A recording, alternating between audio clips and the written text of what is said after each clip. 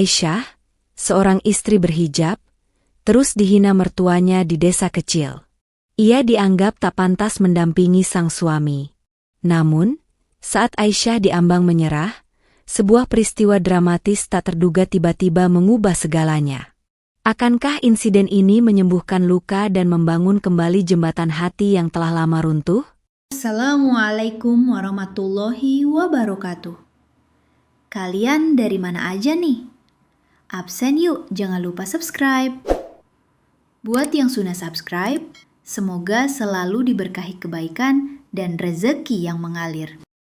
Namaku Aisyah, dan aku adalah seorang istri biasa di sebuah desa kecil yang damai, tersembunyi di balik perbukitan hijau dan sawah terhampar luas bernama Desa Mekarsari. Udara di sini selalu segar, membawa aroma tanah basah setelah hujan dan harum bunga melati yang tumbuh liar di pekarangan rumah. Aku mencintai desa ini, mencintai kesederhanaan hidupnya, dan mencintai suamiku, Farhan, yang telah menjadi belahan jiwaku sejak kami menikah 2 tahun lalu. Sejak kecil, aku selalu diajarkan untuk bersyukur atas setiap karunia Allah, dan pernikahan ini adalah salah satu anugerah terbesar dalam hidupku. Aku mengenakan hijab sejak remaja, sebuah pilihan hati yang menuntunku pada ketenangan dan kedamaian. Bagiku, hijab bukan hanya sehelai kain, melainkan identitas, cerminan ketaatan, dan pelindung diri. Namun, di balik semua keindahan dan ketenangan yang kurasakan, ada satu ganjalan yang perlahan-lahan mengikis hatiku, ibu mertua. Sejak awal pernikahan kami, aku sudah merasakan ada sesuatu yang berbeda dalam tatapan matanya. Bukan tatapan kasih sayang seorang ibu kepada menantunya, melainkan sebuah penilaian, sebuah keraguan yang terselubung. Rumah kami memang sederhana, berdinding kayu dengan halaman depan yang ditumbuhi bunga-bunga liar. Farhan bekerja sebagai petani, menggarap sawah warisan keluarganya. Penghasilan kami pas-pasan, cukup untuk makan sehari-hari dan menabung sedikit demi sedikit. Aku sendiri membantu dengan membuat kerajinan tangan dari anyaman bambu yang kadang kubawa ke pasar desa. Aku selalu berusaha keras, ingin membuktikan bahwa aku bisa menjadi istri yang baik, yang mandiri, dan yang tidak membebani Farhan. Setiap pagi, setelah sholat subuh, aku akan menyiapkan sarapan untuk Farhan. Nasi goreng sederhana atau ubi rebus dengan teh hangat. Farhan selalu memakan masakanku dengan lahap, senyumnya yang tulus selalu menjadi penyemangat bagiku. Dia adalah pria yang baik, sabar, dan sangat menyayangiku.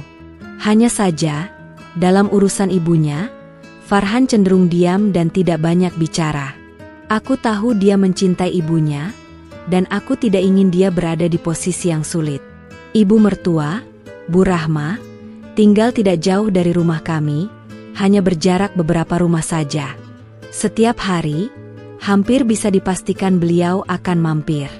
Kadang untuk sekadar melihat-lihat, kadang untuk membantu pekerjaan rumah, yang lebih sering berakhir dengan kritikan. Aisyah, kenapa cucianmu masih banyak begini? Bukankah seharusnya sudah kering dari tadi? Atau, masakanmu ini kurang garam? Nak, Farhan tidak suka yang hambar. Aku selalu menjawab dengan senyum dan kata-kata lembut, mencoba menelan setiap ucapan yang terasa seperti duri. Aku tahu beliau adalah ibu Farhan, dan aku harus menghormatinya. Aku percaya, dengan kesabaran, suatu saat nanti hati beliau akan luluh. Aku berdoa setiap malam, memohon agar Allah melembutkan hati Ibu Rahma dan memberiku kekuatan untuk menghadapi setiap ujian. Suatu hari, saat kami sedang berkumpul di teras rumah Farhan, beberapa tetangga ikut bergabung. Topik pembicaraan beralih ke pernikahan dan menantu. Ibu Rahma tiba-tiba menyela, "Dulu, saya inginnya Farhan menikah dengan anak Pak Lurah. Cantik, pintar, dan dari keluarga berada. Tapi ya, mau bagaimana lagi, Farhan memilih Aisyah." Ucapannya diiringi tawa renyah yang terasa menusuk jantungku. Aku hanya bisa menunduk, berpura-pura sibuk merapikan ujung hijabku. Farhan hanya terdiam, pandangannya kosong menatap ke sawah di kejauhan. Aku tahu dia tidak bermaksud menyakitiku, tapi diamnya itu terkadang lebih menyakitkan daripada kata-kata Ibu Rahma. Aku merasa seperti ada tembok tak terlihat yang memisahkan kami, tembok yang dibangun oleh ketidaksetujuan Ibu Rahma. Aku berusaha memahami, mungkin Ibu Rahma hanya ingin yang terbaik untuk putranya. Mungkin beliau melihatku sebagai beban, sebagai seseorang yang tidak akan bisa mengangkat derajat Farhan. Perasaan tidak pantas itu mulai merayapi hatiku, menggerogoti sedikit demi sedikit kepercayaan diriku. Setiap kali Ibu Rahma datang, aku merasakan kecemasan yang mendalam.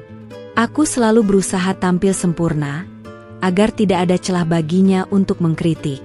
Aku belajar memasak masakan kesukaan Farhan, membersihkan rumah hingga tak berdebu, dan selalu menjaga sikapku agar tetap sopan dan santun. Namun, seberapa keras pun aku berusaha, sepertinya tidak pernah cukup. Di mata Ibu Rahma, aku selalu kurang. Kurang cantik, kurang pintar, kurang kaya, kurang segalanya. Aku sering bertanya pada diriku sendiri, apakah aku memang seburuk itu? Apakah aku memang tidak pantas untuk Farhan, pria baik yang sangat kucintai ini? Pertanyaan-pertanyaan itu terus berputar di kepalaku, menjadi bisikan-bisikan yang mengganggu tidur malamku. Malam itu, setelah Farhan tertidur pulas, aku bangkit dari ranjang. Aku melangkah pelan menuju jendela, menatap rembulan yang bersinar terang di langit desa Mekarsari. Air mata mengalir tanpa bisa kutahan. Aku memeluk diriku sendiri, mencoba mencari kekuatan dari dalam. Aku tahu, ujian ini adalah bagian dari takdirku. Aku hanya berharap, suatu hari nanti, semua ini akan berakhir.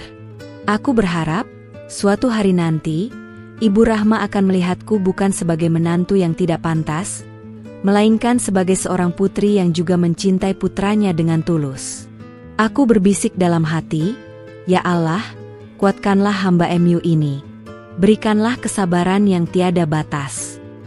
Aku tahu, di balik setiap kesulitan, pasti ada kemudahan.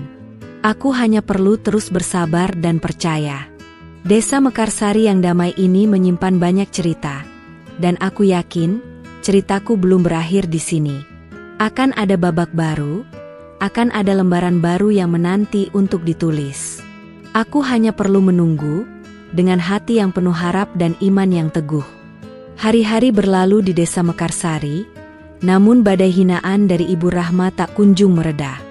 Justru, seiring waktu, intensitasnya semakin meningkat, seolah beliau menemukan kesenangan dalam setiap kata pedas yang terlontar dari bibirnya.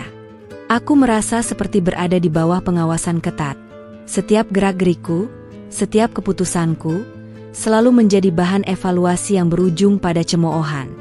Rasanya, rumah yang seharusnya menjadi tempat paling nyaman, kini terasa seperti sangkar emas yang sesak. Pagi itu, aku sedang menjemur pakaian di halaman belakang.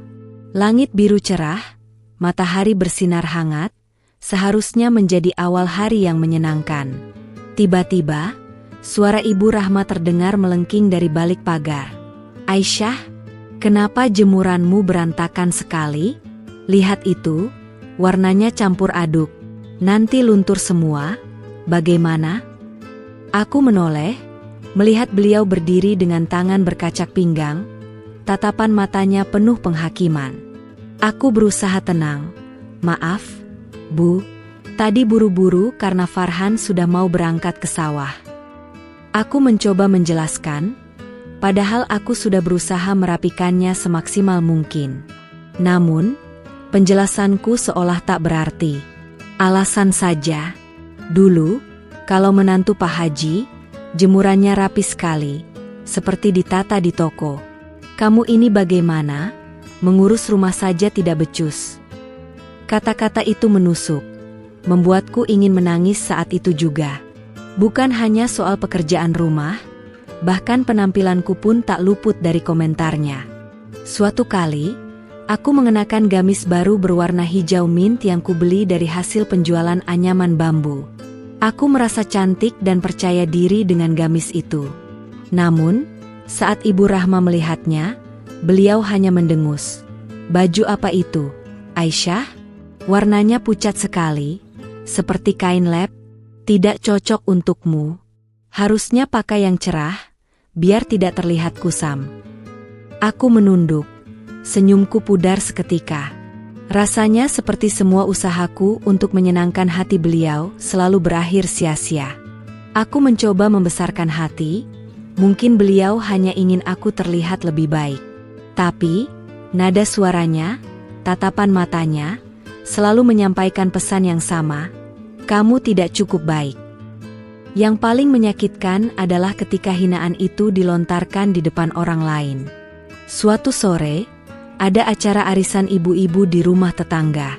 Aku ikut hadir, membawa kue bolu pisang buatanku. Saat aku menyajikan kue itu, Ibu Rahma dengan lantang berkata, Aisyah ini memang suka membuat kue, tapi rasanya ya begitu-begitu saja. Tidak seenak kue buatan menantu Pak RT yang pandai membuat lapis legit. Semua mata tertuju padaku, beberapa menatap kasihan, yang lain menahan tawa. Aku hanya bisa tersenyum kaku, menahan perih di dada. Aku sering merenung, mengapa Ibu Rahma begitu membenciku? Apakah karena aku bukan dari keluarga kaya? Atau karena pendidikanku yang hanya sampai sekolah menengah? Aku tahu, Farhan adalah putra satu-satunya, dan Ibu Rahma sangat menyayanginya. Mungkin beliau merasa aku tidak pantas mendampingi Farhan yang dianggapnya sempurna. Aku mencoba mencari pembenaran, mencoba memahami sudut pandang beliau, tapi hati ini tetap saja terasa sakit. Farhan sendiri, meskipun baik dan menyayangiku, seringkali tidak berdaya di hadapan ibunya. Setiap kali Ibu Rahma mulai mengkritikku, Farhan hanya akan terdiam, menatapku dengan tatapan meminta maaf, atau kadang mengalihkan pembicaraan. Aku tahu dia tidak ingin menyakiti ibunya, tapi diamnya itu membuatku merasa sendirian dalam menghadapi badai ini. Aku pernah mencoba bicara padanya, Farhan, bisakah kamu bicara pada ibu? Aku merasa tidak kuat lagi. Farhan hanya menghela napas panjang. Aisyah, kamu tahu ibu bagaimana? Beliau memang begitu. Sabar saja, ya. Nanti juga beliau mengerti. Jawaban itu tidak pernah memberiku ketenangan. Aku ingin Farhan membelaku, setidaknya sekali saja. Tapi dia tidak pernah melakukannya. Aku merasa seperti berada di antara dua pilihan sulit. Tetap bertahan dalam kesabaran yang tak berujung, atau menyerah pada keputusasaan. Ada kalanya aku merasa ingin menyerah. Ingin lari dari semua ini. Tapi setiap kali pikiran itu muncul, aku teringat pada janji pernikahanku dengan Farhan, janji untuk selalu bersama dalam suka dan duka. Aku juga teringat pada ajaran agama, bahwa kesabaran adalah kunci surga. Aku memegang erat keyakinan itu, mencoba mencari kekuatan dari setiap ayat Al-Quran yang kubaca, dari setiap sholat yang kulakukan. Aku mulai membatasi interaksiku dengan Ibu Rahma, sebisa mungkin. Aku akan mencari alasan untuk tidak ikut berkumpul jika beliau ada, atau pura-pura sibuk di dapur ketika beliau datang berkunjung. Tapi itu tidak banyak membantu. Beliau akan mencari cara lain untuk menyampaikan kritiknya, kadang melalui tetangga, kadang melalui Farhan. Aku merasa seperti bayangan yang terus dihantui. Malam-malamku sering diisi dengan tangisan dalam diam. Aku tidak ingin Farhan melihatku lemah. Aku ingin dia melihatku sebagai istri yang kuat, yang bisa menghadapi segalanya. Tapi di balik senyumku, ada hati yang terluka, ada jiwa yang lelah. Aku sering bertanya pada Allah, sampai kapan ujian ini akan berakhir? Sampai kapan aku harus menahan semua ini? Aku mencoba mencari penghiburan dari hal-hal kecil.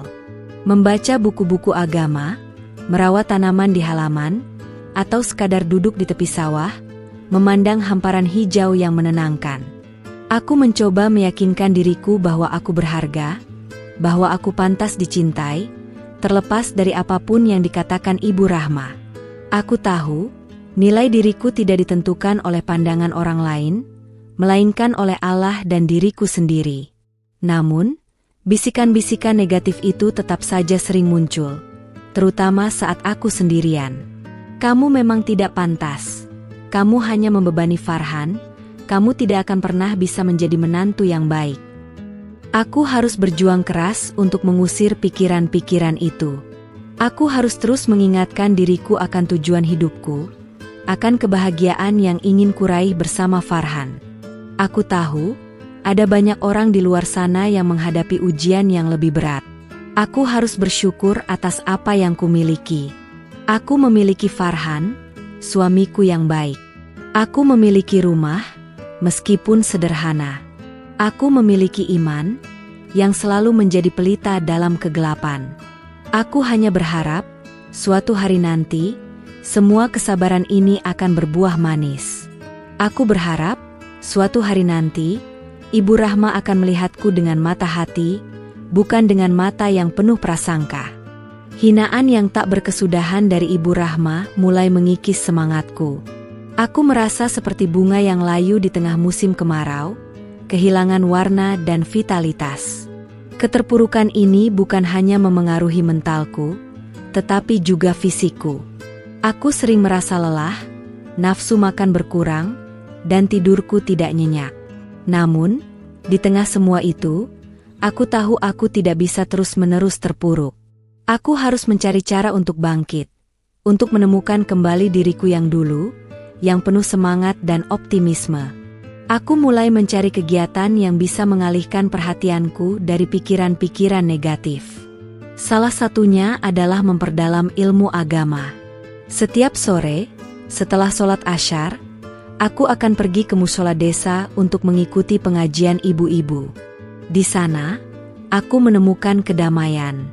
Kata-kata ustadzah yang menyejukkan hati, kisah-kisah para sahabat Nabi yang penuh inspirasi, semua itu memberiku kekuatan. Aku belajar bahwa kesabaran adalah kunci, dan bahwa setiap ujian adalah cara Allah untuk mengangkat derajat hambanya. Selain mengaji, aku juga mulai menekuni hobiku yang sempat terbengkalai, merangkai bunga kering. Di desa Mekarsari, banyak sekali bunga-bunga liar yang tumbuh subur. Aku mengumpulkan bunga-bunga itu, mengeringkannya, lalu merangkainya menjadi hiasan dinding atau buket kecil. Setiap kali aku merangkai bunga, aku merasa seperti sedang menciptakan keindahan dari sesuatu yang dianggap tidak berguna. Proses itu memberiku ketenangan, membiarkanku sejenak melupakan semua masalah. Farhan melihat perubahanku. Dia tidak banyak bicara, tapi aku tahu dia khawatir. Kadang, saat aku sedang merangkai bunga, dia akan duduk di sampingku, mengamati dengan tenang. "Cantik, sayang," katanya suatu kali, membuatku tersenyum. Senyumnya adalah dukungan terbesarku. Meskipun dia tidak bisa melindungiku dari kata-kata ibunya, kehadirannya selalu menjadi penenang. Suatu hari, saat aku sedang mengaji di musola, salah satu ibu-ibu, Bu Siti, menghampiriku. Bu Siti adalah wanita parubaya yang bijaksana, dengan senyum yang selalu meneduhkan. "Aisyah, kudengar kamu sering membuat kerajinan bunga kering. Bolehkah aku melihatnya?"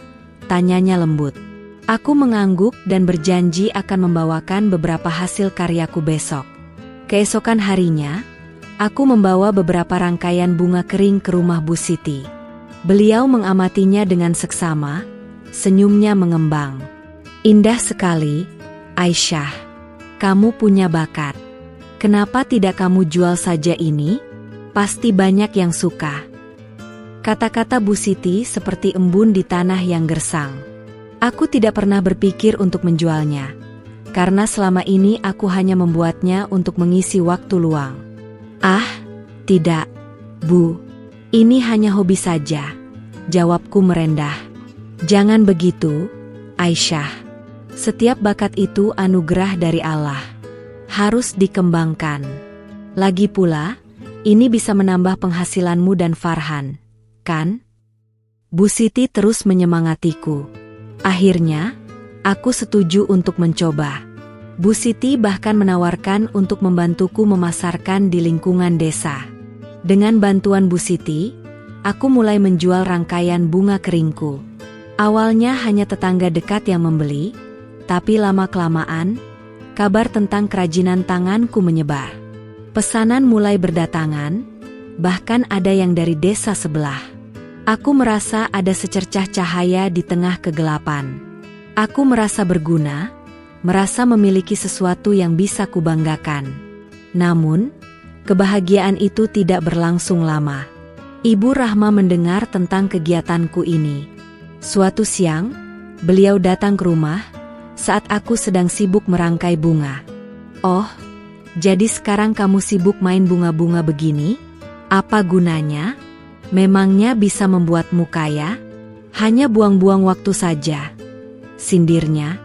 Aku mencoba menjelaskan, ini bisa menambah sedikit penghasilan, Bu. Beliau tertawa sinis. "Penghasilan apa? Paling hanya cukup untuk beli kerupuk. Harusnya kamu itu belajar memasak yang enak, biar Farhan tidak bosan. Atau belajar menjahit, biar bisa membuat baju sendiri. Bukan main bunga-bunga tidak jelas begini." Kata-kata itu lagi-lagi menghantamku. Aku merasa semua usahaku sia-sia di matanya. Aku ingin berteriak, ingin membela diri, tapi aku memilih diam. Aku tahu, berdebat dengannya hanya akan memperburuk keadaan. Aku hanya bisa menatap rangkaian bunga di tanganku, mencoba mencari kekuatan dari keindahan yang telah kubuat. Meskipun Ibu Rahma terus merendahkan, aku tidak menyerah. Aku terus membuat kerajinan bunga keringku. Aku merasa ini adalah caraku untuk tetap waras, untuk tetap memiliki sesuatu yang bisa membuatku bahagia. Aku juga terus memperdalam ilmu agama, mencari ketenangan dalam setiap doa dan zikir. Aku percaya, Allah tidak akan membiarkan hambanya sendirian dalam menghadapi ujian. Aku mulai menyadari bahwa kebahagiaanku tidak boleh bergantung pada pengakuan orang lain, terutama Ibu Rahma. Aku harus menemukan kebahagiaan dari dalam diriku sendiri. Aku harus mencintai diriku sendiri, menghargai setiap usaha yang telah kulakukan, dan percaya pada nilai diriku. Proses ini tidak mudah, butuh waktu dan perjuangan yang panjang. Ada hari-hari di mana aku merasa sangat putus asa, ingin menyerah saja. Tapi setiap kali aku merasa ingin menyerah, aku teringat pada senyum Farhan, pada dukungan Bu Siti, dan pada janji Allah bahwa setelah kesulitan pasti ada kemudahan. Aku juga teringat pada ayat Al-Quran yang mengajarkan tentang kesabaran. Aku memeluk erat keyakinan itu, menjadikannya tameng dari setiap serangan kata-kata pedas. Aku mulai mempraktikkan self-talk positif. Setiap pagi, di depan cermin, aku akan mengatakan pada diriku sendiri, "Aisyah, kamu kuat, kamu berharga, kamu bisa melewati ini." Awalnya terasa aneh, tapi lama-kelamaan, kata-kata itu mulai meresap ke dalam hatiku, memberiku sedikit demi sedikit kepercayaan diri. Aku mulai merasa ada perubahan kecil dalam diriku. Aku tidak lagi terlalu peduli dengan apa yang dikatakan Ibu Rahma. Aku fokus pada diriku sendiri, pada kebahagiaanku sendiri. Aku juga mulai lebih sering bersosialisasi dengan ibu-ibu di desa. Aku bergabung dengan kelompok pengajian, membantu kegiatan sosial di mushola, dan sesekali ikut arisan. Aku menemukan bahwa ada banyak orang baik di luar sana yang menghargaiku apa adanya. Mereka melihat usahaku, melihat ketulusanku, dan itu memberiku semangat baru. Aku tidak lagi merasa sendirian. Meskipun begitu, bayangan Ibu Rahma masih sering menghantuiku. Kadang, saat aku sedang tertawa lepas dengan teman-teman, tiba-tiba terlintas wajah beliau dengan tatapan meremehkan, dan senyumku langsung pudar. Aku tahu, luka ini tidak akan sembuh dalam semalam. Tapi aku bertekad untuk terus berjuang. Aku ingin membuktikan, bukan kepada Ibu Rahma, melainkan kepada diriku sendiri, bahwa aku adalah wanita yang kuat, yang tidak mudah menyerah. Pencarian diri di tengah keterpurukan ini adalah sebuah perjalanan yang panjang. Aku belajar banyak tentang kesabaran, tentang kekuatan iman, dan tentang pentingnya mencintai diri sendiri. Aku tahu, jalan di depanku masih panjang, dan mungkin akan ada banyak rintangan. Tapi aku tidak takut. Aku siap menghadapi apapun yang datang. Aku percaya, suatu hari nanti, semua ini akan berbuah manis. Aku percaya, suatu hari nanti, aku akan menemukan kedamaian sejati, terlepas dari apapun yang terjadi. Di tengah badai hinaan yang tak berkesudahan, secercah harapan mulai muncul dalam hidupku, seperti tunas baru yang tumbuh di tanah yang kering. Harapan itu datang dalam bentuk pengakuan atas kerajinan bunga keringku, yang perlahan-lahan mulai dikenal di luar desa Mekarsari. Aku tidak pernah menyangka bahwa hobi sederhana ini akan menjadi jembatan menuju perubahan dalam hidupku. Suatu pagi, Bu Siti datang ke rumahku dengan senyum lebar. "Aisyah, ada kabar baik. Kemarin ada seorang pengusaha dari kota yang datang ke pasar desa. Dia melihat kerajinan bungamu di lapakku dan sangat tertarik." Mataku membelalak kaget. "Pengusaha dari kota?" Aku hampir tidak percaya. "Benarkah, Bu?" tanyaku, suaraku sedikit bergetar. "Benar sekali. Namanya Ibu Fatimah. Dia punya butik di kota dan ingin memesan dalam jumlah banyak untuk hiasan butiknya. Dia bilang, karyamu unik dan punya nilai seni tinggi." Jelas Bu Siti penuh semangat. Hatiku berdesir, antara senang dan tidak percaya. Ini adalah kesempatan besar. Kesempatan untuk membuktikan bahwa aku bisa menghasilkan sesuatu yang berarti. Aku segera menyiapkan beberapa contoh kerajinan terbaikku. Beberapa hari kemudian, Ibu Fatimah datang ke desa. Beliau adalah wanita yang ramah dan berwibawa. Beliau memuji-muji karyaku, mengatakan bahwa ia jarang menemukan kerajinan tangan sehalus dan seindah buatanku. Aku merasa sangat bangga. Akhirnya, ada orang yang melihat nilai dalam diriku, dalam karyaku. Kami pun mencapai kesepakatan. Ibu Fatimah memesan puluhan rangkaian bunga kering setiap bulannya. Tentu saja, ini adalah pesanan yang sangat besar bagiku. Aku merasa senang sekaligus cemas. Aku harus bekerja lebih keras, mencari lebih banyak bahan baku, dan memastikan kualitasnya tetap terjaga. Farhan sangat mendukungku. Dia bahkan ikut membantuku mencari bunga-bunga di hutan dan mengeringkannya. "Alhamdulillah, rezeki kita, sayang," kata Farhan suatu malam, saat kami sedang menghitung pendapatan dari pesanan pertama. Senyumnya begitu tulus, membuat hatiku hangat. Aku merasa sangat bersyukur memiliki suami seperti Farhan, yang selalu mendukungku, meskipun dia tidak bisa berbuat banyak dalam menghadapi ibunya. Tentu saja, kabar baik ini sampai juga ke telinga Ibu Rahma. Awalnya, beliau hanya mendengus, paling juga hanya pesanan kecil-kecilan. Tidak akan bertahan lama. Namun, ketika pesanan itu semakin banyak dan aku mulai mendapatkan penghasilan yang lumayan, sikapnya sedikit berubah. Beliau tidak lagi terang-terangan menghina kerajinan tanganku, meskipun sindiran-sindiran kecil masih sering terlontar. "Wah, Aisyah sekarang sudah jadi pengusaha, ya? Hati-hati, nanti Farhan jadi lupa istri," katanya suatu kali dengan nada sinis. Aku hanya tersenyum, tidak menanggapi. Aku tahu, ini adalah caranya untuk tetap menunjukkan bahwa beliau tidak sepenuhnya setuju denganku. Tapi aku tidak peduli. Aku punya tujuan sekarang, dan aku akan terus berjuang. Dengan penghasilan tambahan ini, kami bisa memperbaiki sedikit rumah kami yang mulai lapuk. Kami juga bisa membeli kebutuhan sehari-hari yang lebih baik, dan bahkan menabung untuk masa depan.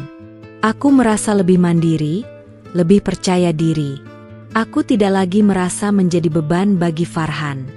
Justru, aku merasa bisa berkontribusi lebih banyak untuk keluarga kami.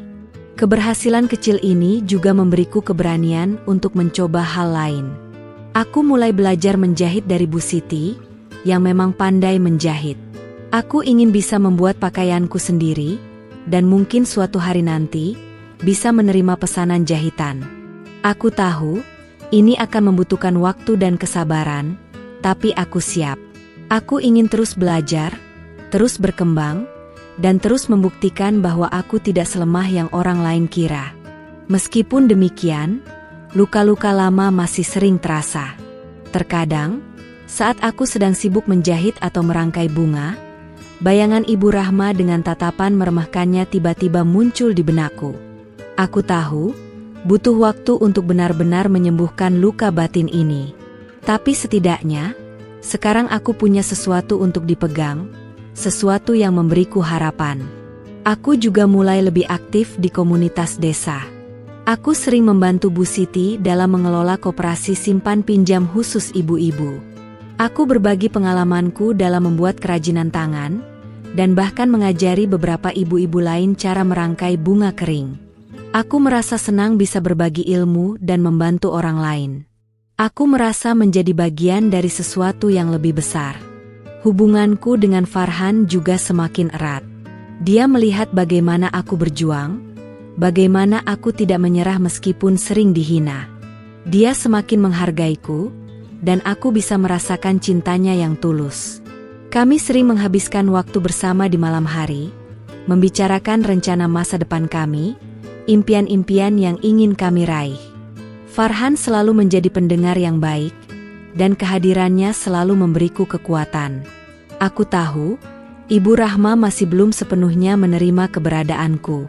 Tapi aku tidak lagi terlalu memikirkannya.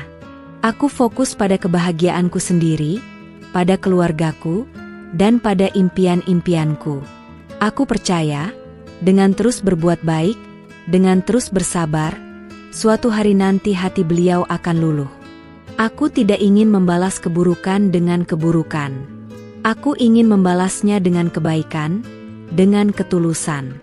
Setiap pagi, saat aku melihat matahari terbit di balik perbukitan desa Mekarsari, aku merasakan energi baru. Aku tahu, setiap hari adalah kesempatan baru untuk menjadi lebih baik, untuk melakukan hal-hal yang lebih baik.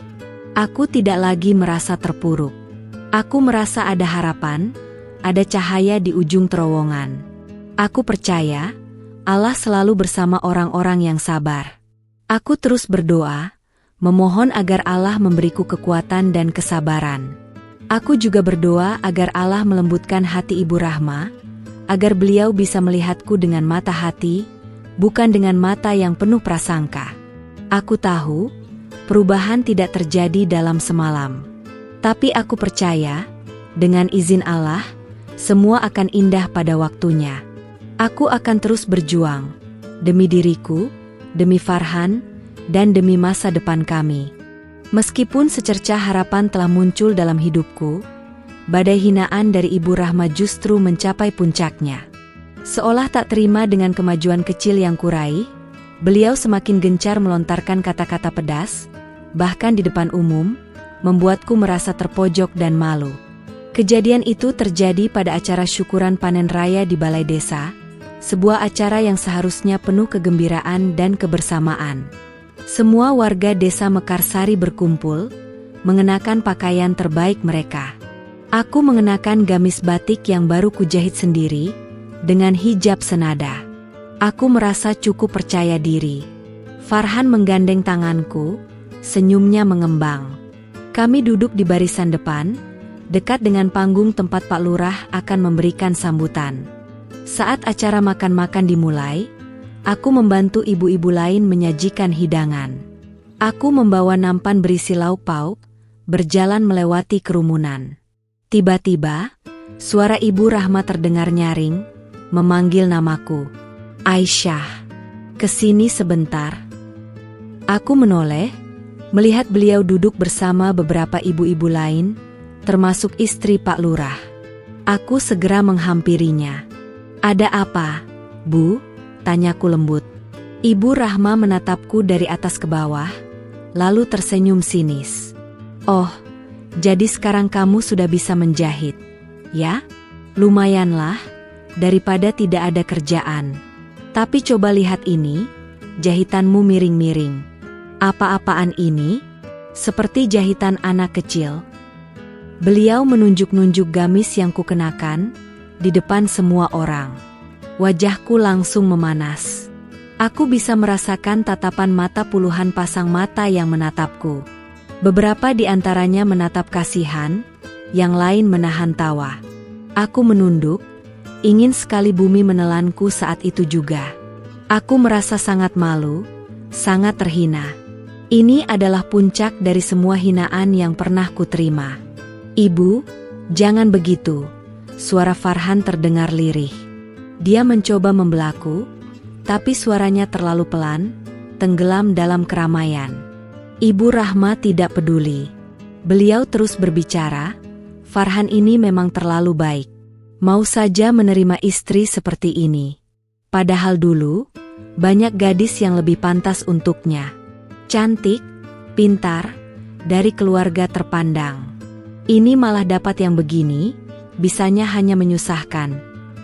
Air mataku sudah menggenang di pelupuk mata. Aku tidak bisa menahannya lagi. Aku merasa seperti semua usahaku, semua kesabaranku, hancur berkeping-keping dalam sekejap. Aku merasa sangat kecil, sangat tidak berharga.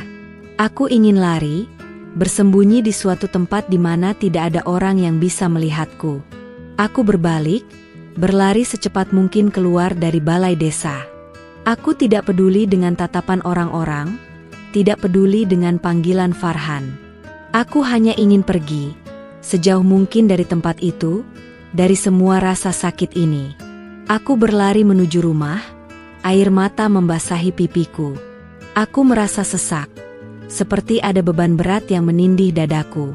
Sesampainya di rumah, aku langsung masuk ke kamar dan mengunci pintu. Aku menangis sejadi-jadinya, membenamkan wajahku di bantal. Semua emosi yang selama ini kupendam, semua rasa sakit yang kutahan, tumpah ruah begitu saja. Aku merasa sangat lelah, sangat putus asa. Aku tidak tahu lagi harus bagaimana. Farhan datang beberapa saat kemudian, mengetuk pintu kamarku. "Aisyah, buka pintunya, sayang. Jangan begini." Suaranya terdengar cemas. Aku tidak menjawab. Aku tidak ingin dia melihatku dalam keadaan seperti ini. Aku ingin sendirian, meratapi nasibku yang malang. "Aisyah, maafkan ibu ya. Ibu memang keterlaluan," kata Farhan lagi, suaranya terdengar menyesal. Aku tahu dia tulus, tapi maafnya tidak bisa menghapus rasa sakit yang kurasakan. Aku merasa Farhan juga tidak bisa melindungiku. Dia selalu diam, selalu pasif. Aku merasa sendirian dalam menghadapi semua ini. Aku menghabiskan sisa hari itu di kamar, tidak keluar sama sekali. Farhan mencoba membujukku untuk makan, tapi aku tidak berselera. Aku hanya ingin tidur, berharap semua ini hanyalah mimpi buruk. Aku bertanya pada diriku sendiri, sampai kapan aku harus menahan semua ini? Sampai kapan aku harus terus dihina dan direndahkan? Malam harinya, aku tidak bisa tidur. Aku terus memikirkan kejadian di balai desa. Kata-kata Ibu Rahma terus terngiang di telingaku, seperti rekaman yang diputar berulang-ulang. Aku merasa sangat hancur.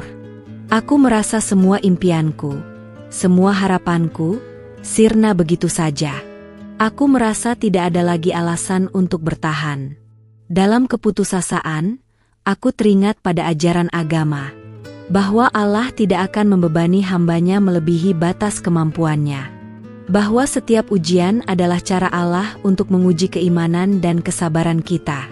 Aku mencoba mencari kekuatan dari dalam diriku, dari imanku. Aku bangkit dari ranjang, mengambil mukena, dan sholat tahajud. Dalam sujudku, aku mencurahkan semua isi hatiku kepada Allah. Aku menangis, memohon kekuatan, memohon petunjuk. Aku merasa sangat dekat dengannya. Aku merasa ada kekuatan yang mengalir dalam diriku, kekuatan yang tidak pernah kurasakan sebelumnya.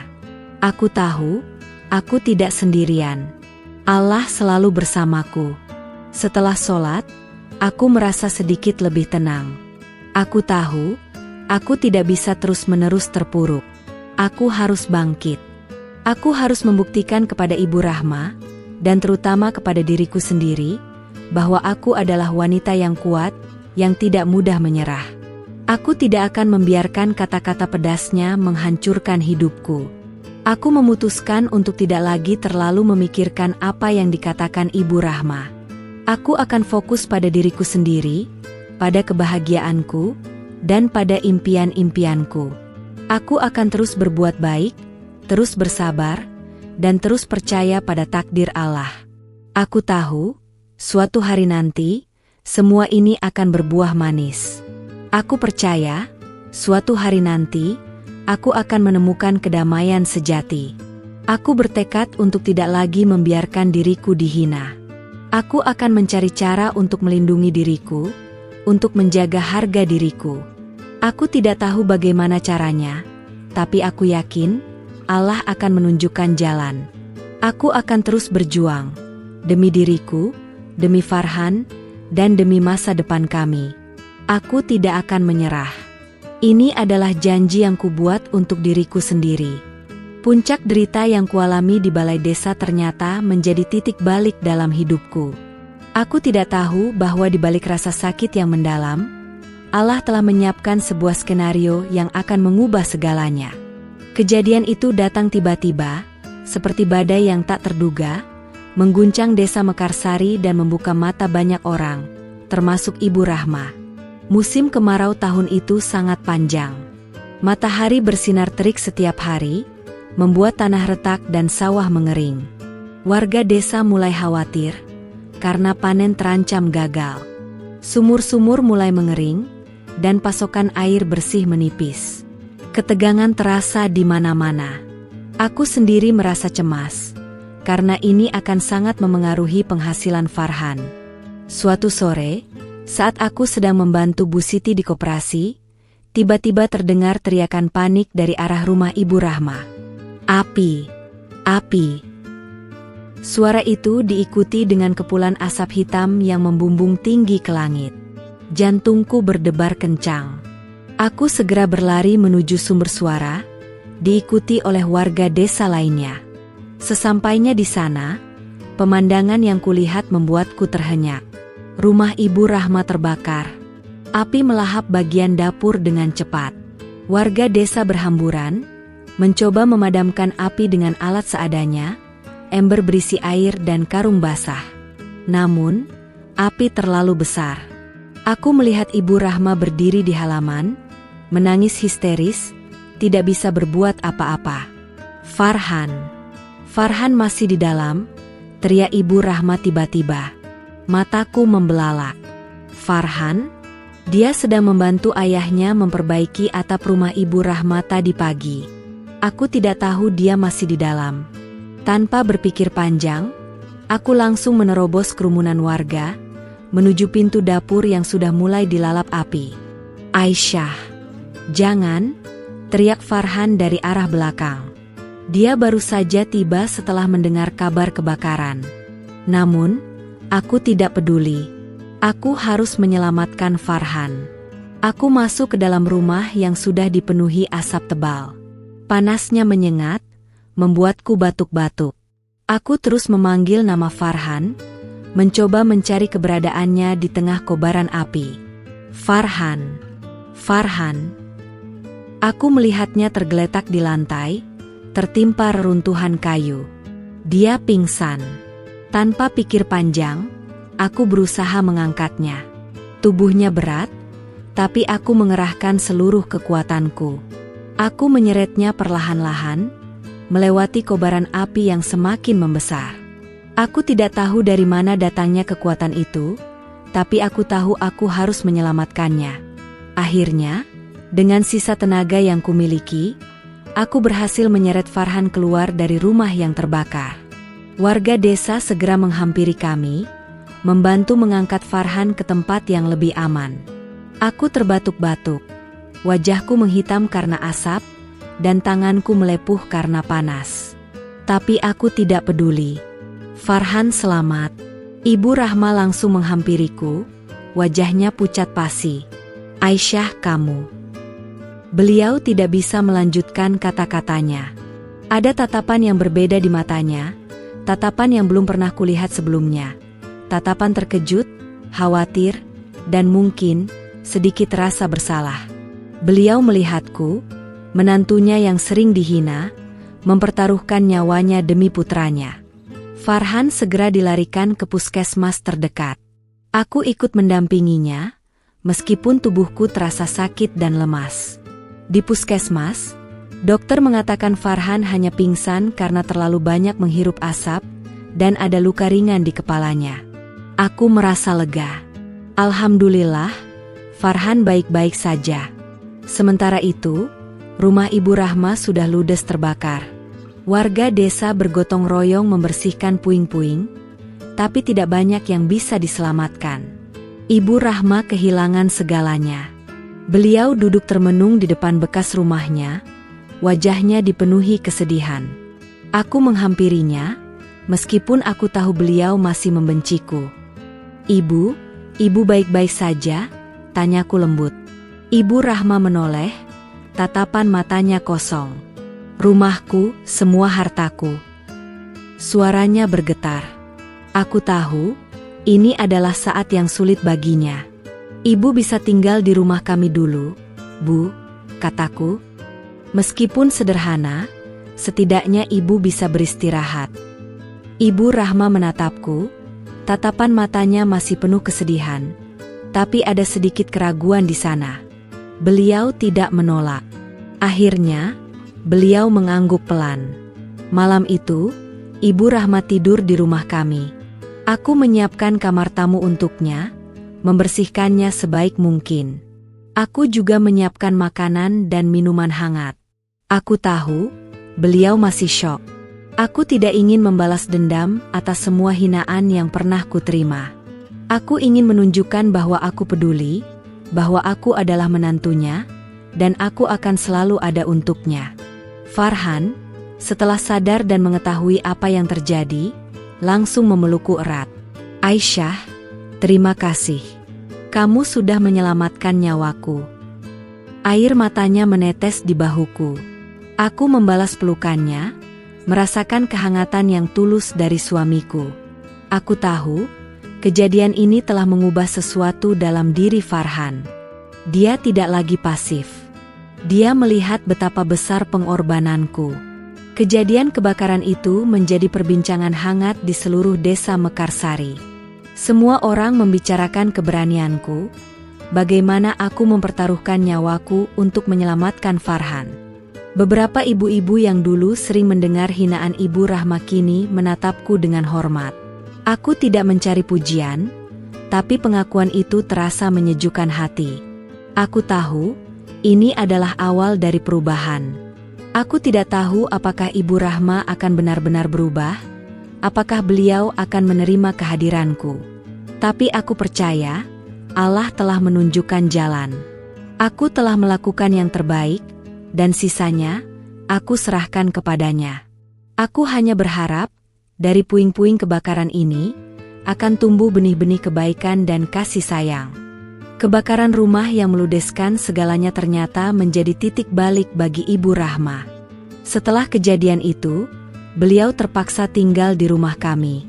Awalnya, suasana terasa canggung dan dingin. Beliau masih sering menghela napas panjang, menatap kosong ke arah bekas rumahnya. Namun, perlahan-lahan, aku mulai merasakan perubahan kecil dalam dirinya, seperti es yang mencair sedikit demi sedikit. Aku tetap melayani Ibu Rahma dengan penuh hormat dan kesabaran. Setiap pagi, aku menyiapkan sarapan kesukaannya. Aku memastikan kamarnya bersih dan nyaman. Aku tidak pernah mengungkit kejadian di balai desa, atau semua hinaan yang pernah beliau lontarkan. Aku hanya ingin menunjukkan bahwa aku tulus, bahwa aku tidak menyimpan dendam. Suatu siang, saat aku sedang memasak di dapur, Ibu Rahma datang menghampiri. Beliau duduk di kursi, mengamati gerak-gerikku. "Aisyah," panggilnya pelan. Aku menoleh. "Ya, Bu." Beliau terdiam sejenak, seolah mencari kata-kata yang tepat. "Kamu tidak apa-apa?" tanyanya, suaranya sedikit serak. Aku tahu beliau menanyakan tentang tanganku yang melepuh saat menyelamatkan Farhan. "Tidak apa-apa, Bu. Sudah diobati," jawabku sambil tersenyum. Beliau mengangguk, lalu menunduk. "Maafkan Ibu, Aisyah," bisiknya, hampir tidak terdengar. Aku terdiam. Ini adalah pertama kalinya Ibu Rahma meminta maaf padaku. Hatiku berdesir, antara terkejut dan terharu. "Tidak apa-apa, Bu," kataku lagi. "Yang penting Farhan selamat." Ibu Rahma mengangkat kepalanya, menatapku dengan mata berkaca-kaca. "Ibu tidak tahu harus berterima kasih bagaimana. Kamu sudah menyelamatkan nyawa Farhan. Ibu sudah banyak salah padamu." Air matanya menetes. Aku segera menghampirinya, memegang tangannya yang keriput. "Ibu, jangan bicara begitu. Farhan adalah suamiku, sudah kewajibanku untuk menyelamatkannya. Dan Ibu adalah ibuku juga." Aku mencoba menenangkannya. Ibu Rahma memelukku erat, tangisnya pecah di bahuku. Aku membalas pelukannya, merasakan kehangatan yang selama ini kurindukan. Sejak hari itu, sikap Ibu Rahma berubah drastis. Beliau tidak lagi menghinaku. Justru, beliau mulai memujiku, kadang secara terang-terangan, kadang dengan malu-malu. "Masakanmu enak sekali, Aisyah," katanya suatu pagi. Atau, "Kerajinan bungamu memang indah. Pantas saja banyak yang suka."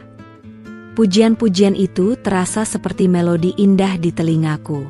Farhan sangat senang melihat perubahan ini. Dia sering tersenyum lega setiap kali melihat kami berinteraksi dengan akrab.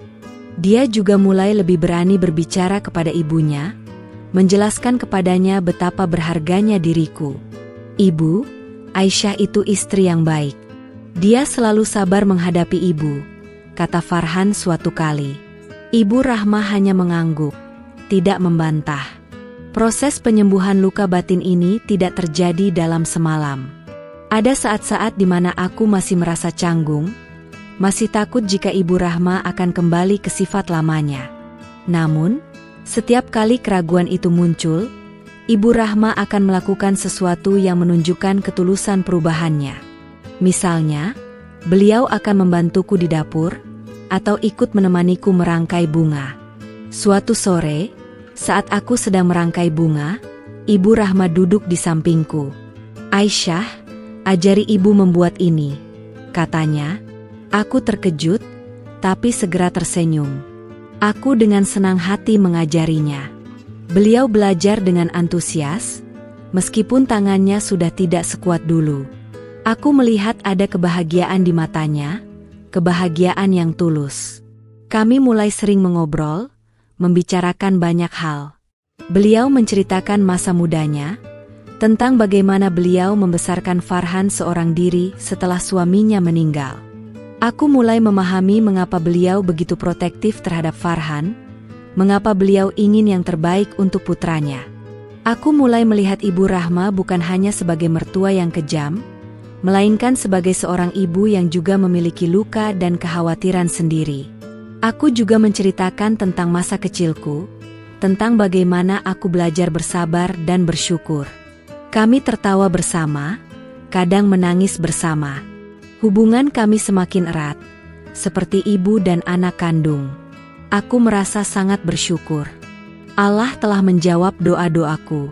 Warga desa juga melihat perubahan ini. Mereka terkejut, tapi juga ikut senang. Beberapa tetangga datang berkunjung, melihat Ibu Rahma dan aku duduk bersama, tertawa dan mengobrol. Mereka tidak menyangka bahwa hubungan kami bisa membaik secepat ini. Aku tahu, ini semua berkat izin Allah, dan berkat kesabaran yang tak pernah berhenti kuberikan. Meskipun rumahnya sudah tidak ada, Ibu Rahma tidak lagi merasa sedih. Beliau mengatakan bahwa kebahagiaan sejati bukanlah pada harta benda, melainkan pada kebersamaan dan kasih sayang keluarga. Beliau merasa beruntung memiliki Farhan dan aku. Kata-kata itu membuat hatiku hangat. Aku tahu, perjalanan ini masih panjang. Tapi aku yakin, kami akan bisa melewatinya bersama. Aku tidak lagi merasa terhina, tidak lagi merasa tidak pantas. Aku merasa dicintai, dihargai, dan diterima sepenuhnya. Aku merasa seperti bunga yang kembali mekar, lebih indah dari sebelumnya, setelah melewati badai yang panjang. Titik balik penyesalan Ibu Rahma ini adalah anugerah terbesar dalam hidupku. Aku belajar bahwa kesabaran dan ketulusan akan selalu membuahkan hasil. Aku belajar bahwa cinta bisa menyembuhkan luka yang paling dalam sekalipun. Aku bersyukur atas semua ujian yang telah kualami, karena ujian itulah yang membentukku menjadi pribadi yang lebih kuat dan lebih baik. Setelah titik balik penyesalan Ibu Rahma, proses membangun kembali jembatan hati antara kami adalah sebuah perjalanan yang indah, meskipun tidak selalu mudah. Ada momen-momen canggung, ada keraguan yang masih sesekali muncul. Namun kasih sayang dan ketulusan kami berdua perlahan-lahan mengikis semua tembok yang pernah berdiri. Farhan pun tak lagi pasif. Ia menjadi jembatan yang kokoh dalam proses rekonsiliasi ini. Ibu Rahma, yang kini tinggal bersama kami, menunjukkan perubahan yang konsisten. Beliau tidak lagi mengkritik, melainkan memberikan nasihat dengan lembut. Jika ada sesuatu yang dirasa kurang pas, beliau akan menyampaikannya dengan cara yang membangun, bukan merendahkan. Misalnya, suatu pagi, saat aku sedang memasak, beliau mendekat. "Aisyah, kalau menumis bumbu, apinya jangan terlalu besar. Nak, nanti cepat gosong." Ucapannya diiringi senyum tulus, bukan sindiran. Aku menerima setiap nasihatnya dengan senang hati. Aku tahu, ini adalah bentuk kasih sayangnya. Aku belajar banyak hal darinya. Mulai dari resep masakan tradisional yang lezat, hingga tips merawat tanaman agar tumbuh subur.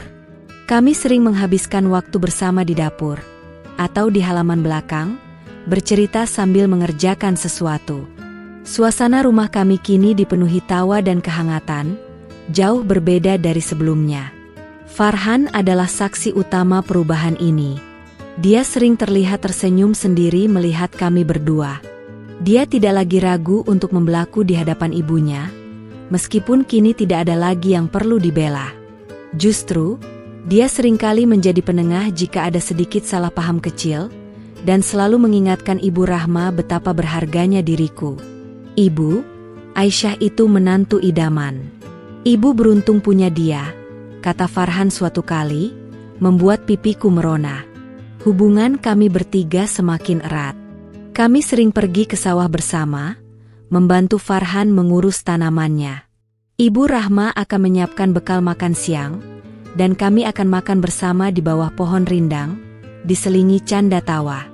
Momen-momen sederhana itu terasa sangat berharga, mengisi kekosongan yang dulu pernah ada. Ibu Rahma juga mulai sering memujiku di depan orang lain. Jika ada tetangga yang berkunjung, beliau akan berkata, "Aisyah ini memang menantu yang baik.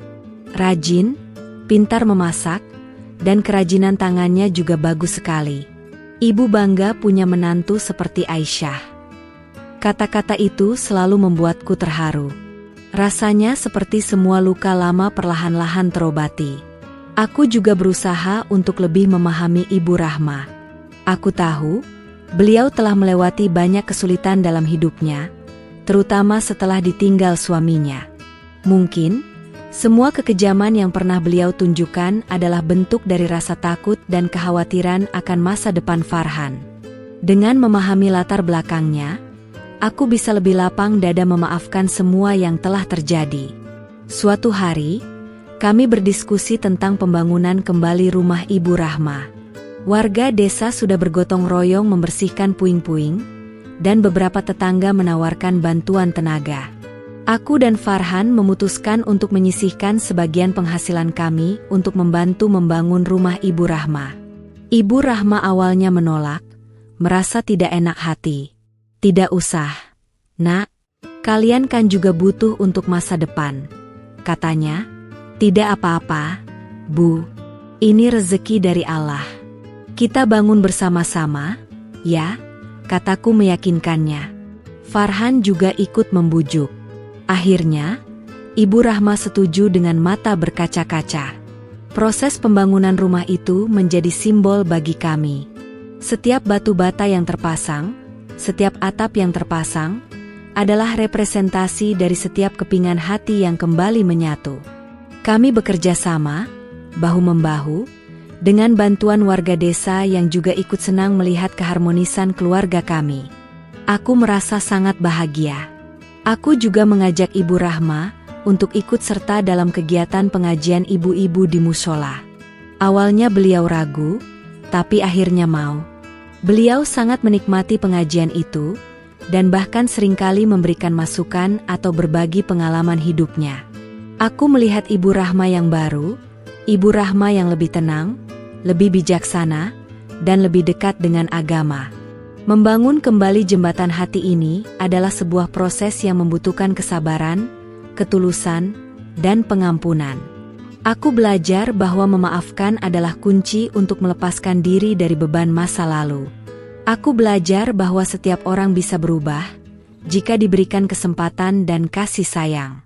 Aku bersyukur atas semua yang telah terjadi, karena semua itu telah membentukku menjadi pribadi yang lebih baik dan menguatkan ikatan keluargaku. Kini, setiap pagi, saat aku melihat Ibu Rahma tersenyum padaku, hatiku dipenuhi rasa syukur yang mendalam. Tidak ada lagi rasa takut, tidak ada lagi rasa tidak pantas. Yang ada hanyalah cinta, hormat, dan kebahagiaan. Aku tahu, Allah tidak akan pernah meninggalkan hamba-Nya yang bersabar. Dan aku percaya, kisah kami ini akan menjadi inspirasi bagi banyak orang, bahwa kebaikan akan selalu menang, dan cinta akan selalu menemukan jalannya. Waktu terus berjalan, dan buah dari kesabaran serta ketulusanku mulai terlihat nyata. Bukan hanya hubungan dengan Ibu Rahma yang membaik, tetapi juga posisiku di mata masyarakat desa Mekarsari. Aku tidak lagi dipandang sebagai menantu yang tidak pantas, melainkan sebagai sosok yang inspiratif, berkat kejadian kebakaran dan perubahanku yang konsisten. Setelah rumah Ibu Rahma selesai dibangun kembali, dengan bantuan kami dan warga desa, suasana di desa Mekarsari terasa lebih hangat dan penuh kebersamaan. Aku dan Ibu Rahma sering terlihat bersama, baik di rumah, di pasar, maupun di acara-acara desa.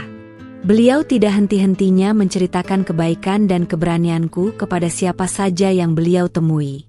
Dulu, saya memang salah menilai Aisyah, kata Ibu Rahma suatu kali kepada Bu Lurah. Dia itu menantu yang sangat baik, sabar, dan berbakti.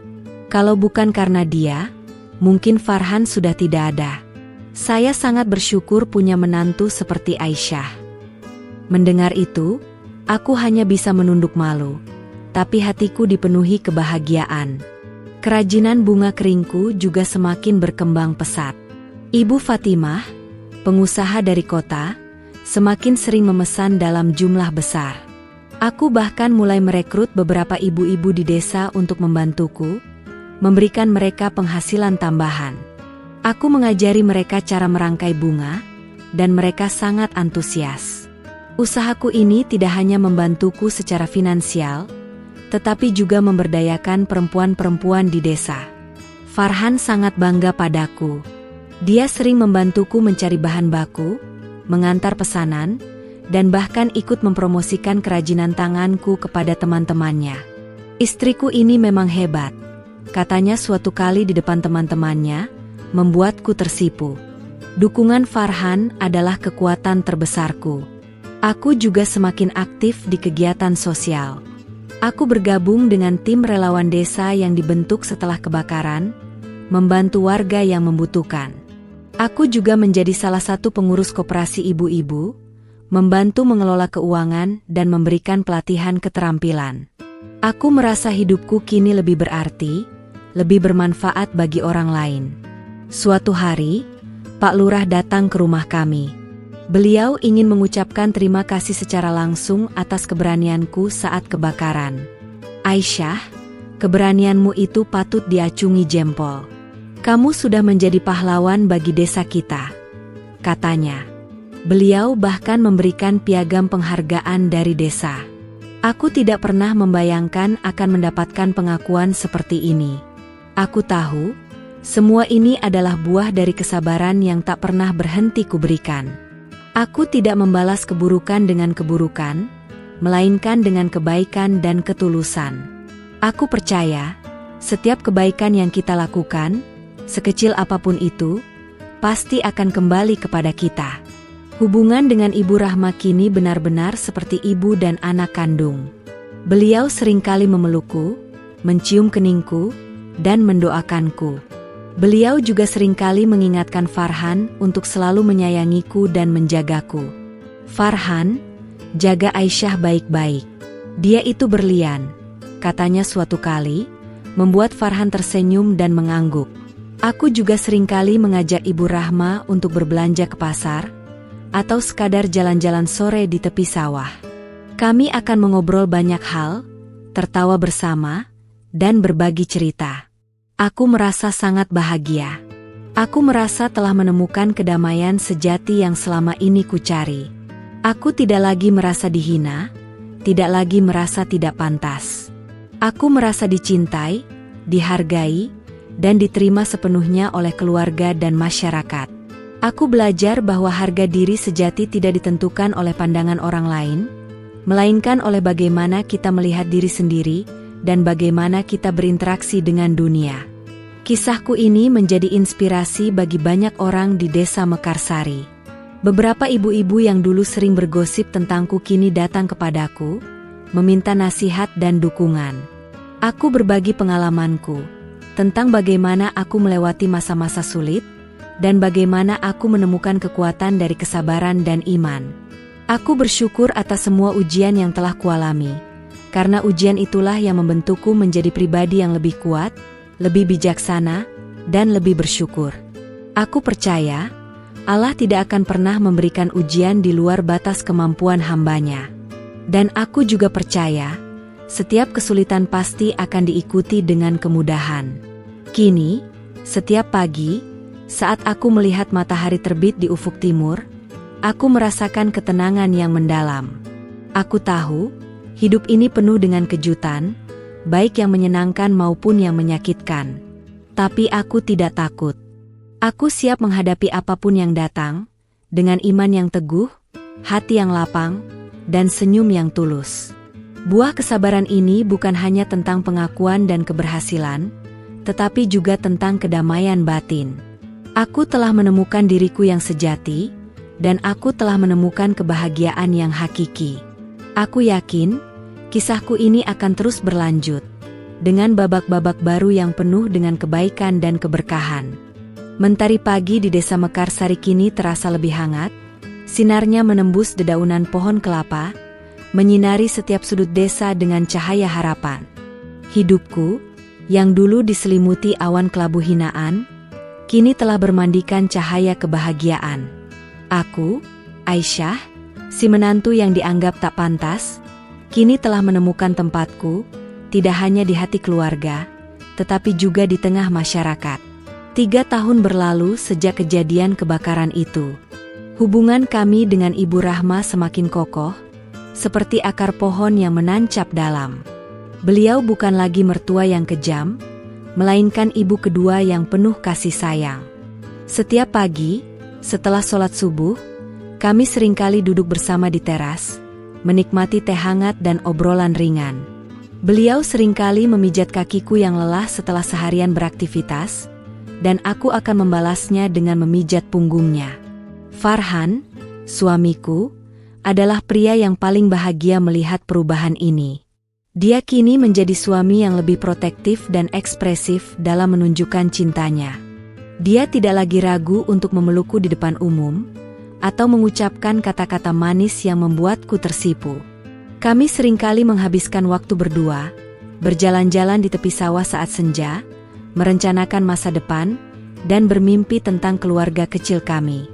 Usaha kerajinan bunga keringku juga semakin maju.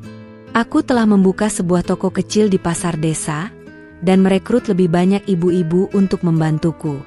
Produk-produkku tidak hanya diminati di kota, tetapi juga mulai merambah ke kota-kota lain melalui pesanan online. Aku bahkan sering diundang untuk memberikan pelatihan kepada ibu-ibu di desa lain, berbagi ilmu dan pengalaman. Aku merasa sangat bangga bisa menjadi bagian dari pemberdayaan perempuan di desa. Desa Mekarsari juga mengalami banyak perubahan positif. Setelah kejadian kebakaran, kesadaran akan pentingnya gotong royong dan kebersamaan semakin meningkat. Warga desa menjadi lebih peduli satu sama lain, dan suasana kekeluargaan semakin terasa. Aku merasa bangga menjadi bagian dari desa ini, desa yang telah menjadi saksi bisu perjalananku. Aku seringkali merenung, betapa ajaibnya takdir Allah. Dulu, aku sering menangis dalam diam, merasa tidak berdaya menghadapi hinaan. Aku merasa tidak pantas, tidak berharga. Namun, Allah tidak pernah membiarkanku sendirian. Dia memberikan ujian, tapi juga memberikan jalan keluar. Dia menunjukkan bahwa setiap kesulitan pasti ada kemudahan, dan setiap kesabaran pasti akan berbuah manis. Aku belajar banyak hal dari perjalanan ini. Aku belajar tentang kekuatan kesabaran, tentang pentingnya memaafkan, dan tentang bagaimana cinta bisa menyembuhkan luka yang paling dalam sekalipun. Aku belajar bahwa harga diri sejati tidak ditentukan oleh pandangan orang lain, melainkan oleh bagaimana kita melihat diri sendiri dan bagaimana kita berinteraksi dengan dunia. Kisahku ini, yang berawal dari luka dan hinaan, kini telah menjadi kisah tentang kekuatan, ketulusan, dan kebahagiaan. Aku tidak lagi merasa terhina, tidak lagi merasa tidak pantas. Aku merasa dicintai, dihargai, dan diterima sepenuhnya oleh keluarga dan masyarakat. Aku telah menemukan kedamaian sejati yang selama ini kucari. Setiap kali aku melihat Ibu Rahma tersenyum padaku, atau mendengar Farhan memujiku, hatiku dipenuhi rasa syukur yang mendalam. Aku tahu, aku adalah wanita yang beruntung. Aku memiliki keluarga yang mencintaiku, pekerjaan yang kubanggakan, dan iman yang selalu menjadi pelitaku. Aku percaya, kisahku ini akan menjadi inspirasi bagi banyak orang. Bahwa di balik setiap badai, pasti akan ada pelangi. Bahwa setiap ujian adalah cara Allah untuk mengangkat derajat hambanya. Dan bahwa kebaikan akan selalu menang, dan cinta akan selalu menemukan jalannya. Desa Mekarsari, desa kecil yang damai ini, kini bukan hanya menjadi latar belakang ceritaku, melainkan juga bagian dari diriku. Aku telah tumbuh dan berkembang di sini, melewati suka dan duka, dan menemukan kebahagiaan sejati. Aku akan terus berbuat baik, terus bersyukur, dan terus menyebarkan kebaikan kepada siapapun yang kutemui. Mentari baru telah terbit di desa Mekarsari, membawa harapan dan kebahagiaan yang tak terbatas. Aku, Aisyah, seorang istri berhijab, kini berdiri tegak, dengan senyum di bibir dan hati yang lapang.